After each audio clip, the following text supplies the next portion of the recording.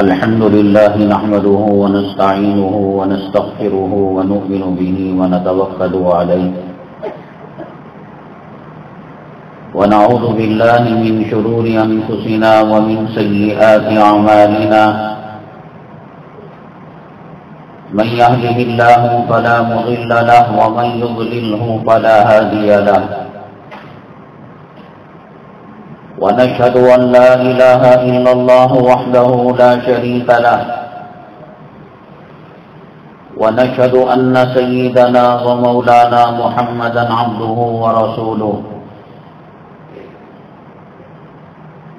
صلى الله عليه وعلى آله وأصحابه وبارك وسلم تسليما كثيرا كثيرا. أما بعد فأعوذ بالله من الشيطان الرجيم. بسم الله الرحمن الرحيم. يا أيها الذين آمنوا ادخلوا في السلم كافة ولا تتبعوا خطوات الشيطان. قال النبي صلى الله عليه وسلم: المسلم من سلم المسلمون من لسانه ويده، أو كما قال النبي عليه الصلاة والسلام.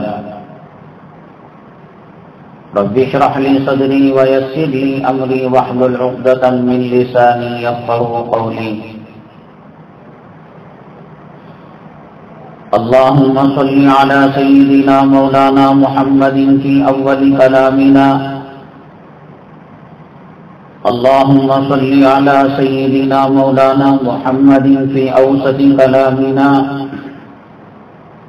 اللهم صل على سيدنا مولانا محمد في آخر كلامنا. معزز سامعین کرام، آج جن عناوین پر بات کرنی ہے وہ یہ ہیں. سب سے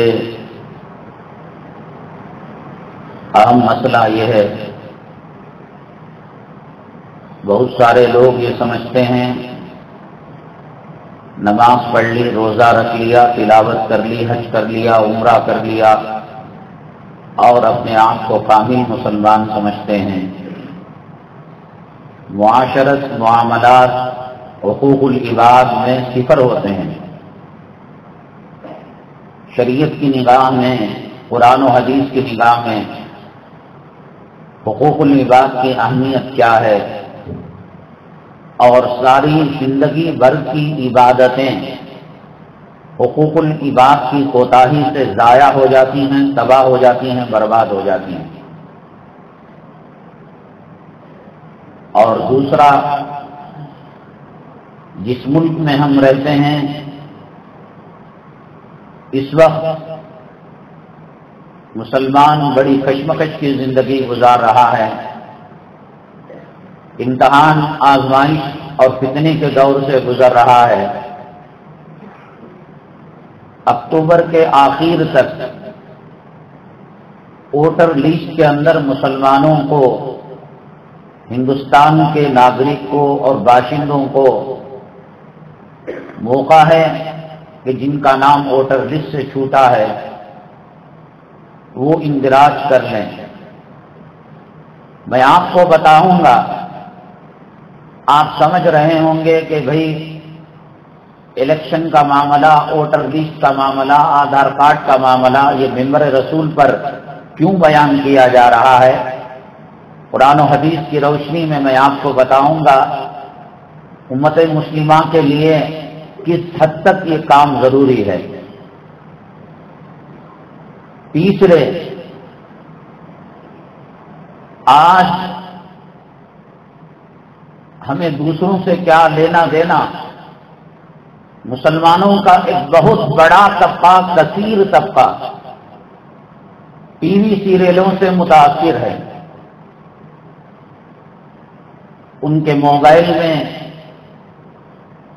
اور ان کی قیام گاہوں میں، ان کے سفر میں، ان کے حضر میں ان کے چرچے ہوتے رہتے ہیں، ٹی وی اور میڈیا کے ذریعے سے دجال تک پہنچنے کے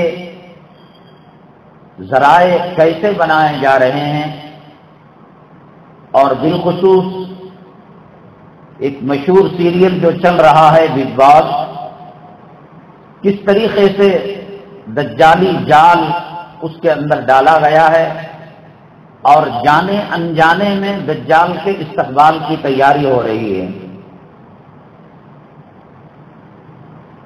اور اسی طریقے سے جو ہمارے پچھلے عنوانات رہ گئے تھے، خدا کی قدرت کی نشانیوں میں اللہ تعالیٰ نے اپنی مخلوق کو پیدا کیا۔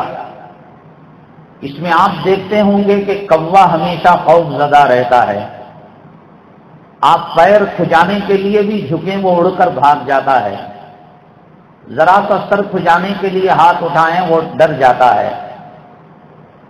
اس کی ابتدا کہاں سے ہوئی اور کس کی بددعا لگی؟ فرعون کے بارے میں کہا جاتا ہے اللہ تعالیٰ نے اس کے جسم کو قیامت تک کے لیے نمونہ بنایا، اور فرعون کی جو لاشیں ہیں، فرعون مصر کے ہر بادشاہ کو کہتے ہیں، حضرت موسیٰ علیہ السلام کے زمانے کے اندر جو فرعون آیا، رمیسس جس کا نام تھا، اس کی لاش پر ممی بھی نہیں کی گئی ہے، کیمیکل بھی نہیں لگایا گیا ہے، اور اللہ تعالیٰ نے ایسا نظام رکھا ہے کہ اس کے ناخن اور جسم کے اعضاء میں گروتھ ہوتا ہے، جسم بڑھتا ہے۔ تو اس کو ختم کرنے کے لیے چوہے چھوڑے جاتے ہیں۔ اس کی کیا حقیقت ہے انشاءاللہ ہم بیان کریں گے۔ آتے ہیں ہم اب مرکزی عنوان کی طرف۔ حقوق العباد ہے کیا چیز؟ آپ اس کو سمجھنے کے لیے سب سے پہلے یہ سمجھنا پڑے گا کہ اللہ تعالیٰ کو اپنی مخلوق سے بہت زیادہ پیار ہے اور بہت زیادہ محبت ہے۔ آپ کو اگر اپنی اولاد سے محبت ہے، اپنی بیوی سے پیار ہے، اپنے والدین کی عظمت دلوں میں ہے، آپ مجھے یہ بتائیں اگر کوئی آپ کے بچے کو چھیڑے، آپ کی بیوی کے ساتھ، آپ کی بیٹی کے ساتھ برا سلوک کرے، آپ کی والدہ کی توہین کرے، آپ کے والد کی بے عزتی کرے، کیا آپ برداشت کریں گے؟ ہمارے دلوں میں ماں باپ کی عظمت کس نے ڈالی؟ اللہ نے ڈالی۔ بیوی کے دل میں خامین کی محبت اللہ نے ڈالی، خامین کے دل میں بیوی کی محبت اللہ نے ڈالی، ماں باپ کے دل میں اولاد کی محبت اللہ نے ڈالی۔ تو اللہ کو کتنی محبت ہوگی اپنی مخلوق سے؟ اب اگر میں اس پر کلام کروں کہ اللہ تعالیٰ کتنا اپنے مخلوق سے پیار کرتے ہیں، ایک لمبا وقت کھنچ جائے گا۔ میں نبی کریم جناب محمد رسول اللہ صلی اللہ علیہ وسلم کے زمانے کے دو ایک واقعات آپ کے سامنے عرض کرتا ہوں، جس سے پتہ چلتا ہے نبی کریم جناب محمد رسول اللہ صلی اللہ علیہ وسلم جو پیار کیا کرتے تھے امت محمدیہ صلی اللہ علیہ وسلم سے، اللہ کی مخلوق سے، جانوروں سے، پرندوں سے، یہ اللہ تعالیٰ ہی کی تو دین تھی۔ نمازیوں کی بات نہیں، تہجد گزاروں کی بات نہیں، صدقہ خیرات کرنے والوں کی بات نہیں، حج کرنے والوں کی بات نہیں، عمرہ کرنے والوں کی بات نہیں، مساجد اور مدارس کے تعمیر کرنے والوں کی بات نہیں۔ ہم بات کر رہے ہیں ان گنہگاروں کی جن پر شریعت نے حد کو مقرر کر دیا ہے۔ اللہ کے حبیب پاک جناب محمد رسول اللہ صلی اللہ علیہ وسلم کے زمانے میں حضرات صحابہ کرام کے اندر کچھ واقعات پیش آ گئے تھے۔ غامدیہ عورت، ان سے بھول ہو گئی تھی اور حمل ٹک گیا تھا۔ معیذ اسلمی رضی اللہ تعالیٰ ایک صحابی ہیں، ان سے بھی گناہ سرزد ہو گیا تھا اور ان کو رجم کیا گیا تھا۔ فاطمہ نام کی ایک عورت چوری کے کیس کے اندر پکڑی گئی۔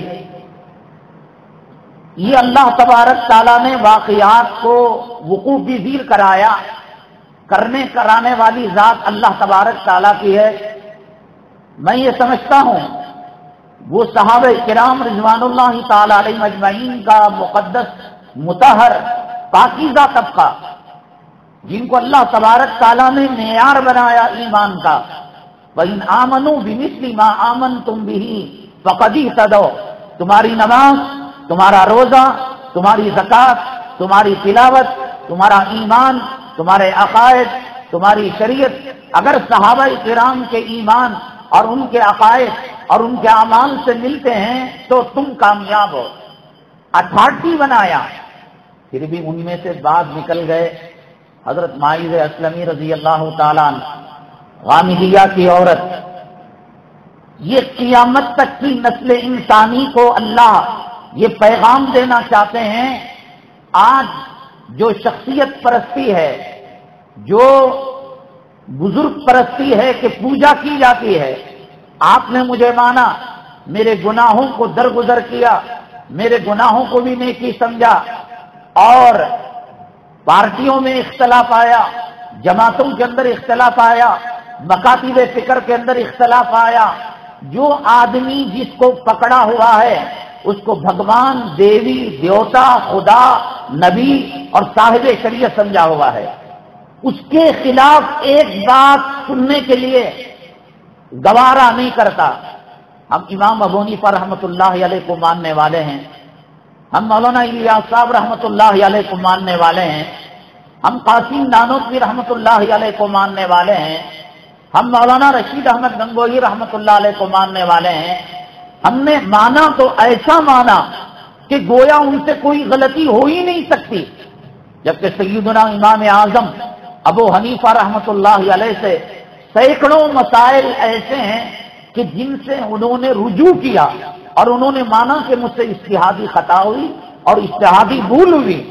یہ ہمارے اکابرین کی شان تھی کہ وہ دنیا ہی میں معاملے کو صاف کر کے جاتے تھے، لیکن ہمارا یہ ہے مسئلہ، ہم نے دو پلی ڈوپی کو ایسا پکڑا کہ بھئی یہ معصوم ہیں، اللہ کے نازل کردہ لوگ ہیں۔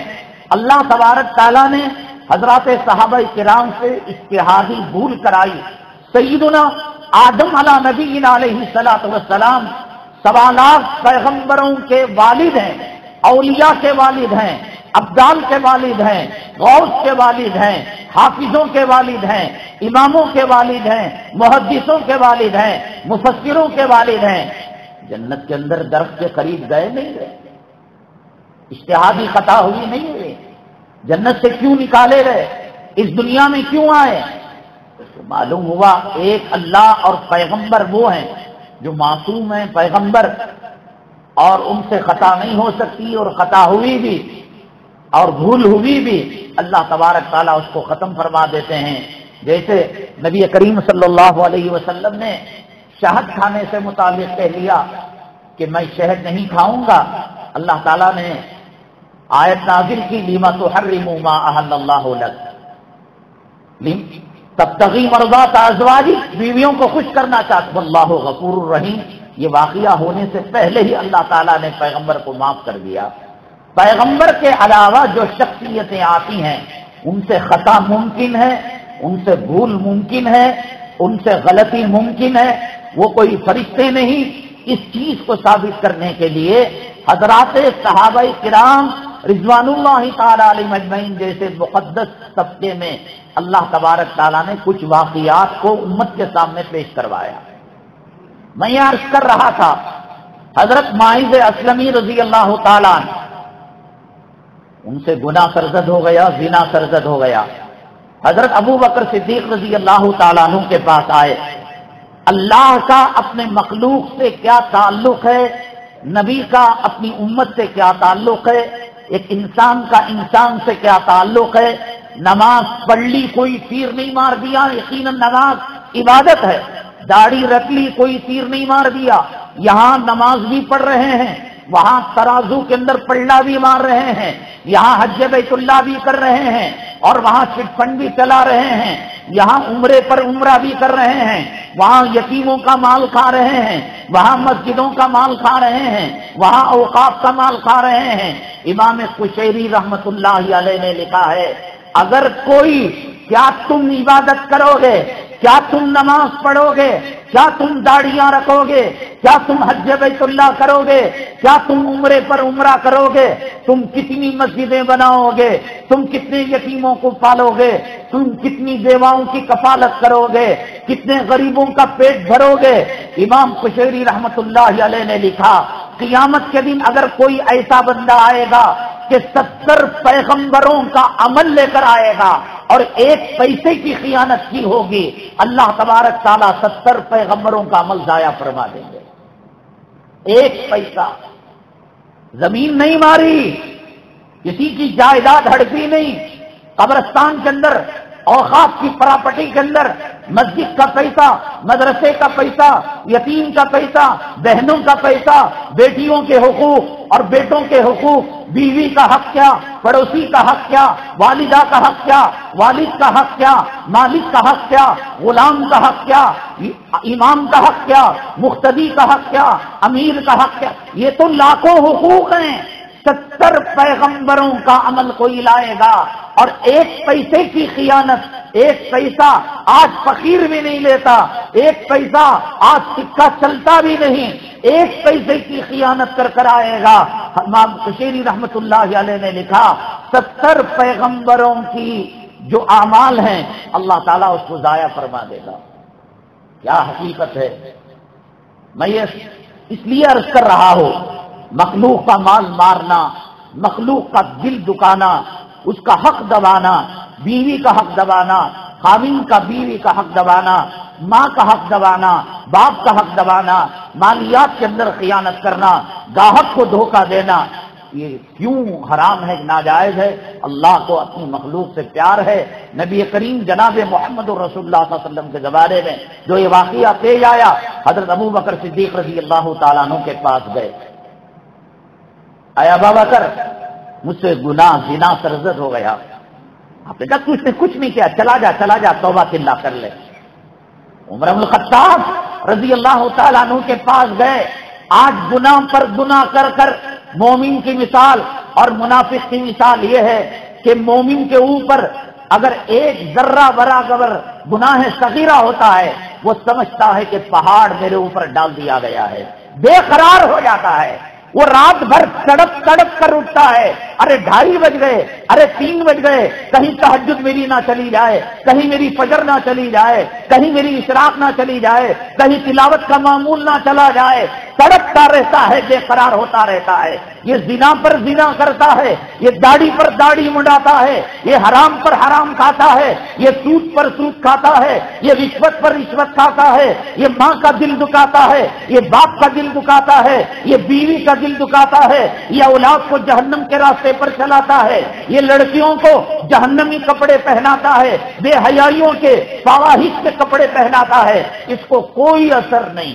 کلا بل رانا علی قلوبہم ما کانوا یکسبون، اللہ فرماتے ہیں یہ ہارٹ اٹیک کا آنا، یہ وال کا بلاک ہونا، یہ کینسر کا آنا، یہ ایڈس کا آنا بہت ہوگا تو کیا ہوگا؟ مر جائیں گے۔ مرنا تو سب کو ہے، موت مقدر ہے، یہ بیماریاں آئیں گی تو مرے گا آدمی، لیکن دل پر گناہ کا نقطہ لگے گا اور آدمی گناہ کو گناہ نہیں سمجھے گا۔ یہ بیماری اللہ کی عزت و جلالت کی قسم، یہ بیماری ایڈس سے زیادہ خطرناک ہے، یہ ہارٹ اٹیک سے زیادہ خطرناک ہے، یہ برین ٹیومر سے زیادہ خطرناک ہے۔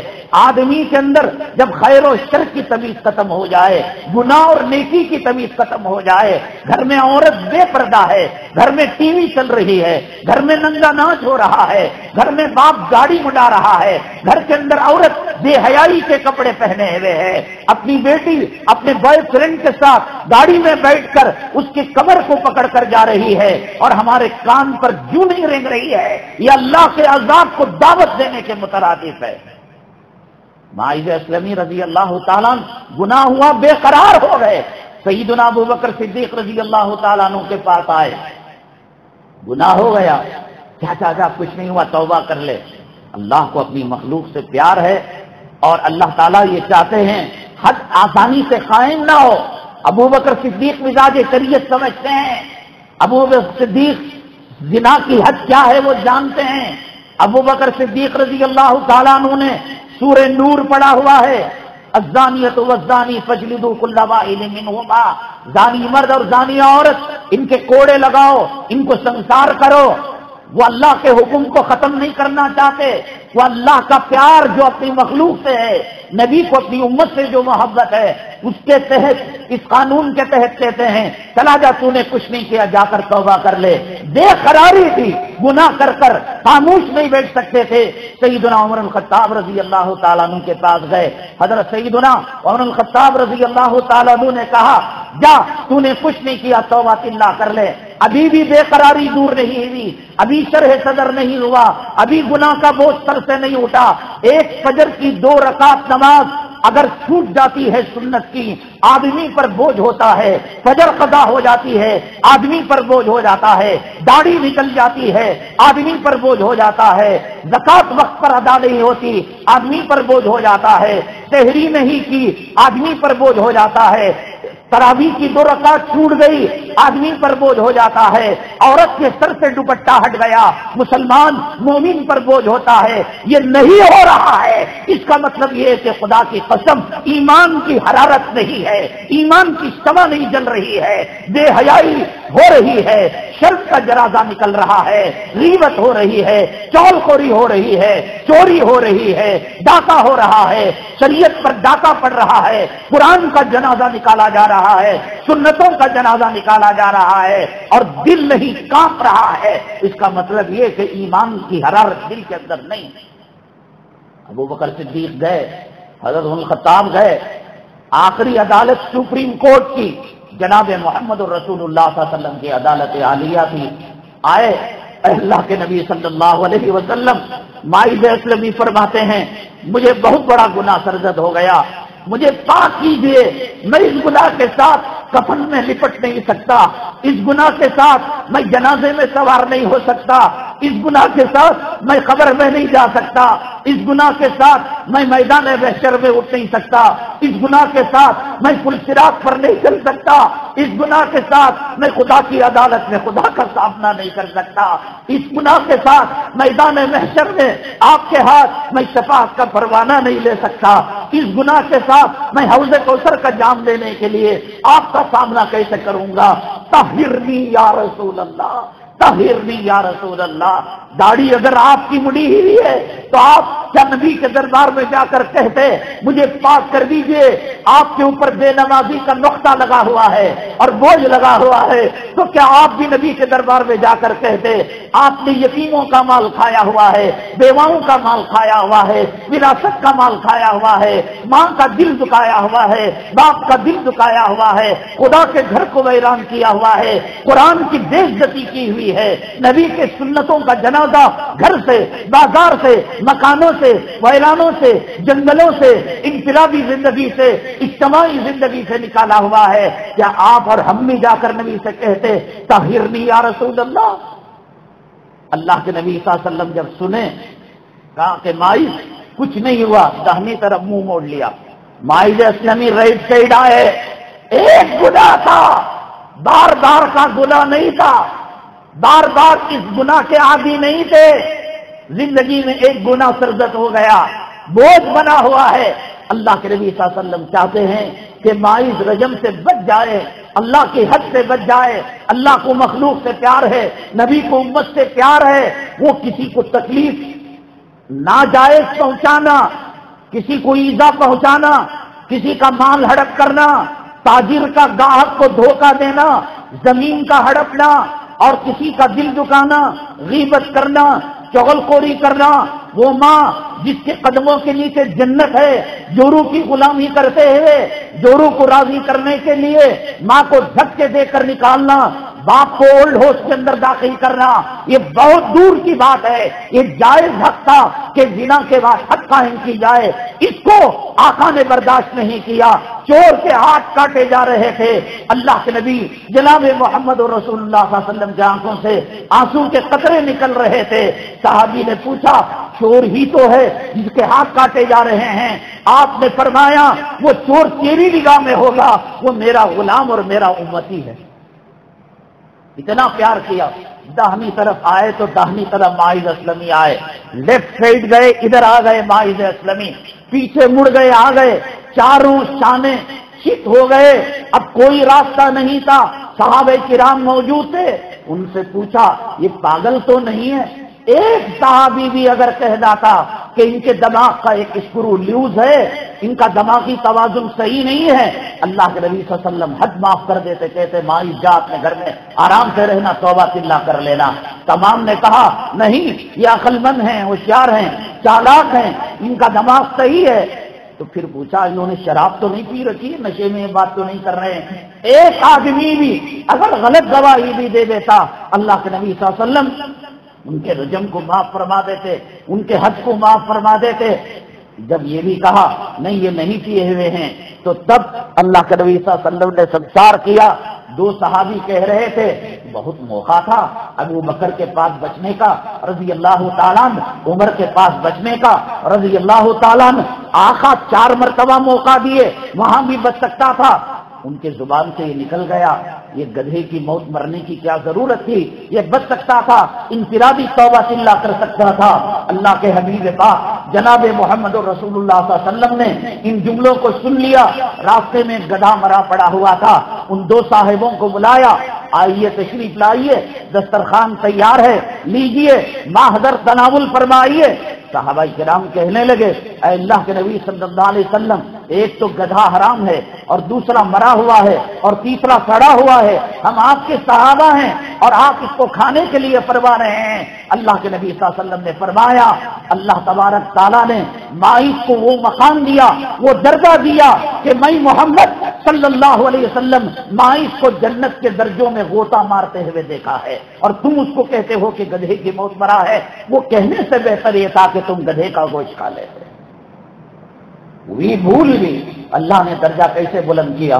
غامدی عورت آئی، میں یہ نہیں کہہ رہا ہوں باپ کا دل دکانا، ماں کا دل دکانا، بیوی کا حق مارنا، اولاد کا حق مارنا، مسجد کا حق مارنا، گاہک کا حق مارنا، پڑوس کا حق مارنا، گاڑی ایسی جگہ پر پارکنگ کر دی کہ آنے جانے والوں کو تکلیف ہے۔ آج وہ غریب نہیں کہہ پا رہا ہے، اس کے دل کو تکلیف ہوئی ہے۔ خداوند قدوس کی عزت و جلالت کی قسم، یہ تم نے معمول سمجھ رکھا ہے، کسی گھر کے سامنے کھڑے ہو کر ہارن آپ نے مار دیا، کسی گھر کی دہلیز کے سامنے ناجائز طور پر گاڑی کو ایسے کھڑا کر دیا کہ جس سے گھر کے آنے جانے والوں کو تکلیف ہے۔ آج یہ تکلیف آئی اور چلی گئی، قیامت کے دن پتا چلے گا۔ اللہ کے حبیب پاک جناب محمد رسول اللہ صلی اللہ علیہ وسلم نے فرمایا، اے لوگوں تم جانتے ہو مل مفلس، کون ہے غریب، کون ہے بھکاری، کون ہے فقیر؟ صحابہ کرام نے عرض کیا اے اللہ کے نبی صلی اللہ علیہ وسلم، وہ جس کے پاس روپیہ نہ ہو، دینار نہ ہو، درہم نہ ہو، کھانے کو نہ ہو، پینے کو نہ ہو، بھیک مانگ کر کھاتا ہو۔ اللہ کے حبیب پاک صلی اللہ علیہ وسلم نے فرمایا پھر بھی اس کا گزارا ہو جاتا ہے۔ مفلس وہ ہے جو قیامت کے دن احد پہاڑ کے برابر نیکیاں اپنے ساتھ لے کر آئے گا، لیکن تمام نیکیاں ختم ہو جائیں گی۔ کیوں؟ آج کسی کے گھر کے بغل میں رہ رہے ہیں، ٹی وی اتنا زور سے چلایا ہے، گانا اتنے زور سے بجایا ہے، ایک آدمی تہجد پڑھ رہا ہے، ایک آدمی ہارٹ کا مریض ہے، ایک آدمی گھر کے اندر بچہ بیماری سے تل ملا رہا ہے، تجھے اپنی ٹی وی کی پڑی ہے، اپنے گانے کی پڑی ہے۔ آج وہ غریب خاموش ہے، قیامت کے دن خداوند قدوس کی عزت و جلالت کی قسم وہ دامن پکڑے گا اور کہے گا کہ تو نے میرے بچے کو تکلیف دی تھی، تو نے میری بیوی کو تکلیف دی تھی، تو نے میری نماز کے اندر خلل ڈالا تھا، تو نے میری تسبیح کے اندر خلل ڈالا تھا، میں نے ذکر و اذکار کے اندر خلل ڈالا تھا، تجھے میخ چلانا تھا، تجھے ڈرل مارنا تھا، تجھے دیوار کا مرمت کا کام کرنا تھا۔ یہ وہی وقت تھا جب آرام کا وقت تھا، جب خیل اللہ کا وقت تھا، جب تہجد کا وقت تھا، جب ذکر کا وقت تھا۔ آج یہ کام آ رہے ہیں، چلے جا رہے ہیں، لیکن قیامت کے دن ایک ایک چیز جب ظالم مظلوم آئے گا ظالم کے سامنے اور حق طلب کرے گا تب پتہ لگے گا۔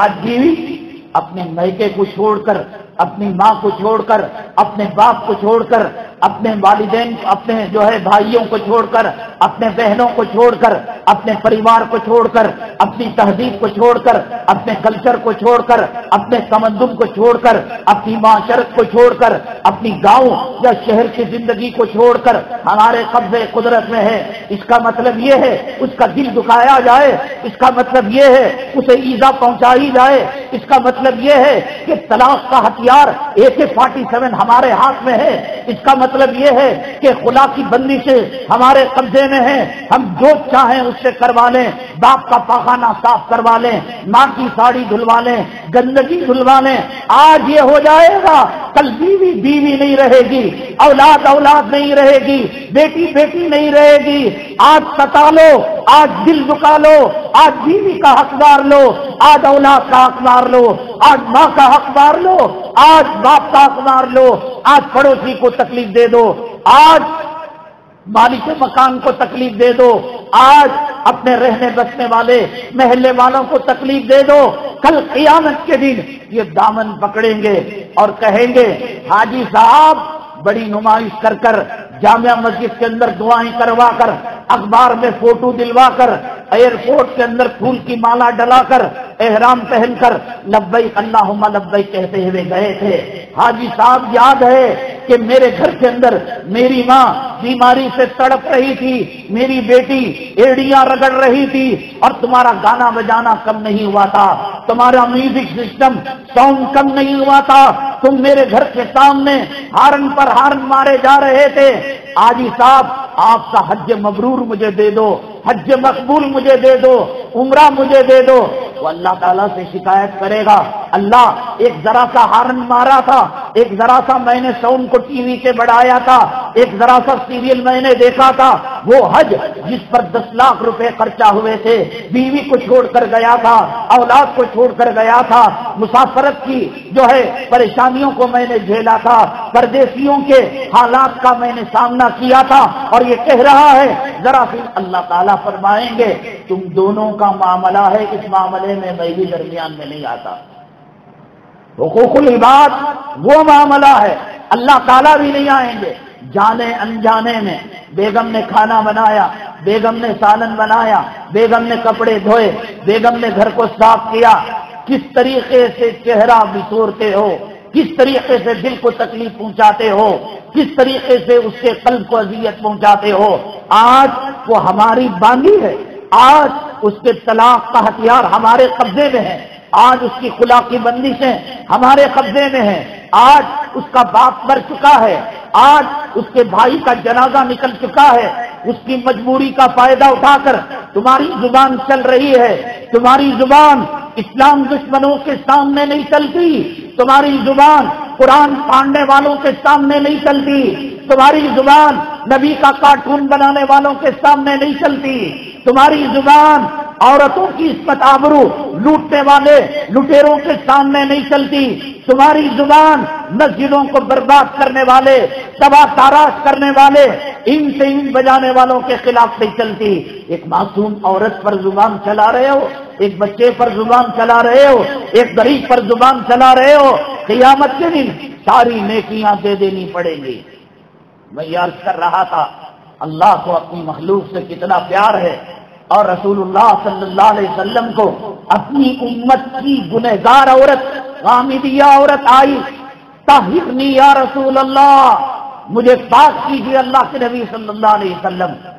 آپ نے فرمایا تو نے کچھ نہیں کیا، تو چلی جا۔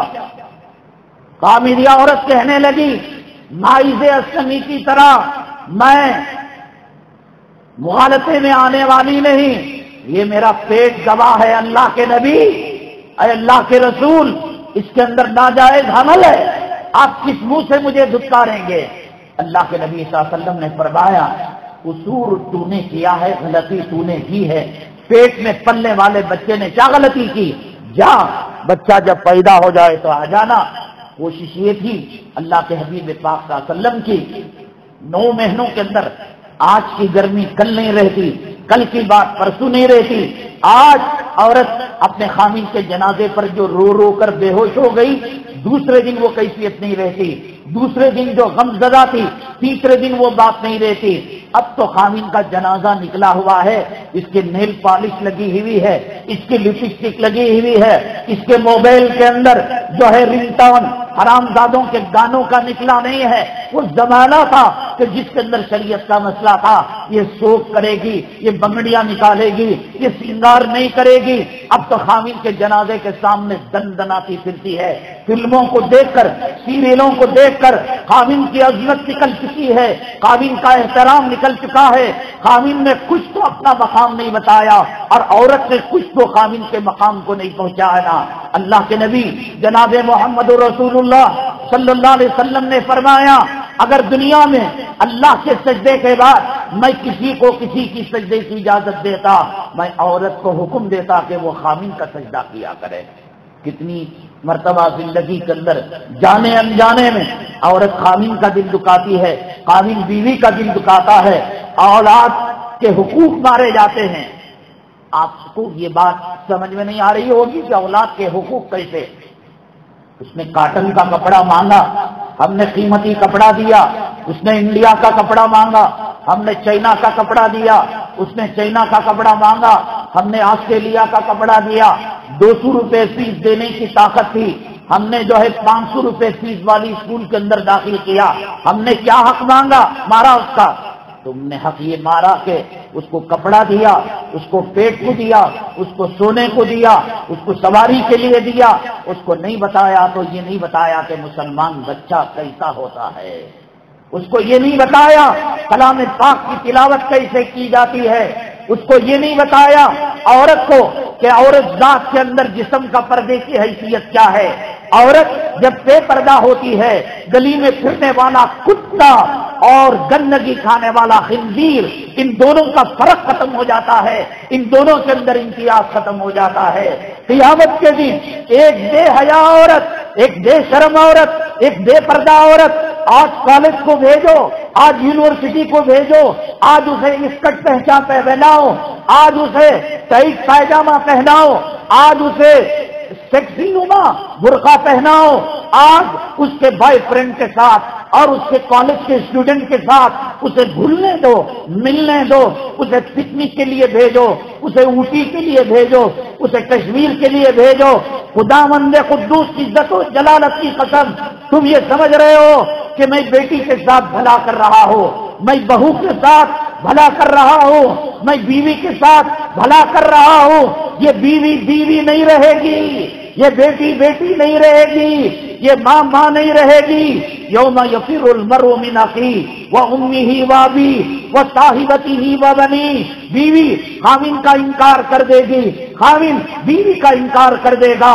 آج اگر ننگے کپڑے پہناؤ گے، آج اگر فاطمہ کے طرز پر نہیں چلاؤ گے، آج اگر ام کلثوم رقیہ ام ہانی کے راستے پر نہیں چلاؤ گے، آج اگر شرم و حیا کا دوپٹہ نہیں پہناؤ گے، آج اگر حلال روزی نہیں دو گے، ان اولاد کے لیے ڈونیشن کے لیے ایڈمیشن کے لیے بازاروں میں دھوکہ دیے پھرتے ہو، قرض لے کر ڈباتے ہو، سود کے لیے رقم لیتے ہو، چٹ فنڈ چلاتے ہو۔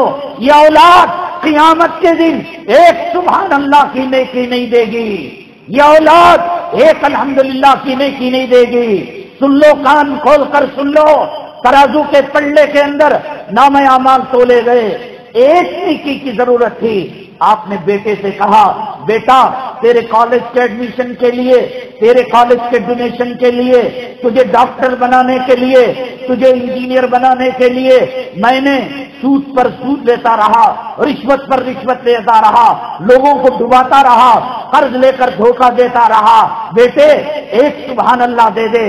بیٹا کہے گا تو کون ہے، میں تجھے نہیں جانتا۔ بیٹی تجھے میں نے ڈاکٹر بنایا، تجھے میں نے نرس بنایا، میں نے تجھے سافٹ ویئر انجینئر بنایا، میں نے تجھے امریکن کمپنی کی ملازمت دلوائی، ڈیوٹی دلوائی۔ اللہ سے یہ بیٹی کہے گی، کمبخت اس نے مجھے نماز نہیں پڑھوایا، مجھے برقع نہیں دیا، مجھے حیا کی تعلیم نہیں دی، مجھے شرم کی تعلیم نہیں دی۔ ایک عورت 4 مردوں کو لے کر جہنم کے اندر جائے گی، باپ کو لے کر جائے گی، اس کے اندر طاقت تھی مجھے سدھارنے کی، اس نے سدھارا نہیں، بھائی کو لے کر جائے گی، خاوند کو لے کر جائے گی، بیٹے کو لے کر جائے گی۔ آج ان کا حق مارو، کل قیامت کے دن پتہ لگے گا۔ غامدی عورت آئی، طاہر نے یا رسول اللہ کہا کہ تجھے پاک کر سکتا ہوں، تیرے حمل کا کیا قصور ہے، جا جب بچہ پیدا ہو جائے آ جانا۔ اللہ کے نبی صلی اللہ علیہ وسلم نے سوچا کہ شاید 1 مہینہ 2 مہینہ 3 مہینہ یوں تو بچہ پیدا نہیں ہو جاتا، 9 مہینے کے بعد پیدا ہوتا ہے۔